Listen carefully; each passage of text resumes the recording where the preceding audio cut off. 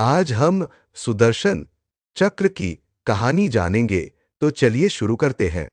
बहुत समय पहले की बात है, जब राक्षसों का अत्याचार चरम सीमा पर था। उनके भय से कोई भी धार्मिक कार्य करना कठिन हो गया था। राक्षसों ने न केवल पृथ्वी पर, बल्कि स्वर्ग पर भी अपना अधिकार जमाने का प्रयास शुरू कर दिया था। देवराज इंद्र, जो उस समय स्वर्ग के राजा थे, इस संकट से चिंतित हो उठे। उन्होंने सभी देवताओं के साथ भगवान विष्णु के पास जाने का निर्णय लिया। देवताओं ने भगवान विष्णु से प्रार्थना की, हे प्रभु, हम राक्षसों के प्रकोप से त्रस्त हैं। कृपया हमें इस समस्या से मुक्ति दिलाइए। भगवान विष्णु ने उनकी विनती सुनी और सोचा कि इस समस्या का समाधान केवल भगवान शिव ही कर सकते हैं। विष्णु जी, जो स्वयं महादेव के बड़े भक्त थे, ने इस संकट को समाप्त करने के लिए भगवान शिव की तपस्या करने का निर्णय लिया। वह हिमालय की बर्फीली चोटियों पर चले गए और शिव जी की कठोर तपस्या करने लगे। विष्णु जी ने भगवान शिव के 1000 नामों का जाप करते हुए हर नाम के साथ एक कमल का फूल चढ़ाने का संकल्प लिया। भगवान शिव ने विष्णु जी की भक्ति की परीक्षा लेने का निश्चय किया। उन्होंने विष्णु जी द्वारा अर्पित किए जाने वाले 1000 कमल के फूलों में से एक फूल गायब कर दिया। भगवान विष्णु अपनी तपस्या में पूरी तरह लीन थे और इस घटना से अनजान थे।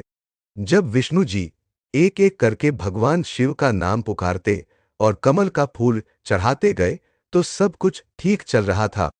लेकिन जब आखिरी नाम की बारी आई, तो उन्होंने देखा कि अर्पण के लिए कमल का एक भी फूल शेष नहीं है। इस स्थिति में विष्णु जी के सामने एक बड़ी समस्या खड़ी हो गई। अगर वह शिवजी को अंतिम फूल नहीं चढ़ाते, तो उनकी तपस्या और संकल्प अधूरा रह जाता। उन्होंने विचार किया और अंततः एक अद्वितीय निर्णय लिया। भगवान विष्णु को कमल के फूल के समान अपनी आंखों का स्मरण हुआ, जिन्हें कमल नयन कहा जाता है। उन्होंने बिना देर किए अपनी एक आंख निकालकर भगवान शिव को अर्पित कर दी। भगवान विष्णु की इस अटूट भक्ति और समर्पण को देखकर महादेव अत्यंत प्रसन्न हो गए। वे तुरंत उनके सामने प्रकट हुए और कहा, हे विष्णु, तुम्हारी भक्ति अद्वितीय है। मैं तुम्हारी तपस्या से प्रसन्न हूं। मांगो, तुम्हें जो वरदान चाहिए। भगवान विष्णु ने प्रार्थना की, हे महादेव, मुझे ऐसा अजेय शस्त्र प्रदान करें, जिससे मैं राक्षसों का अंत कर सकूं और संसार को उनके आतंक से मुक्त कर सकूं। भगवान शिव ने प्रसन्न होकर भगवान विष्णु को सुदर्शन चक्र प्रदान किया। उन्होंने कहा, यह चक्र इतना शक्तिशाली है कि इसका सामना कोई नहीं कर सकेगा। इसके द्वारा तुम राक्षसों का नाश कर सकते हो। सुदर्शन चक्र प्राप्त करने के बाद भगवान विष्णु ने राक्षसों का संहार कर दिया। उनके इस प्रयास से धरती, स्वर्ग और देवताओं को राहत मिली। भगवान विष्णु की भक्ति और शिवजी के आशीर्वाद के कारण संसार फिर से शांत और सुरक्षित हो गया। यह कहानी हमें सिखाती है कि सच्ची भक्ति और समर्पण से असंभव को भी संभव बनाया जा सकता है।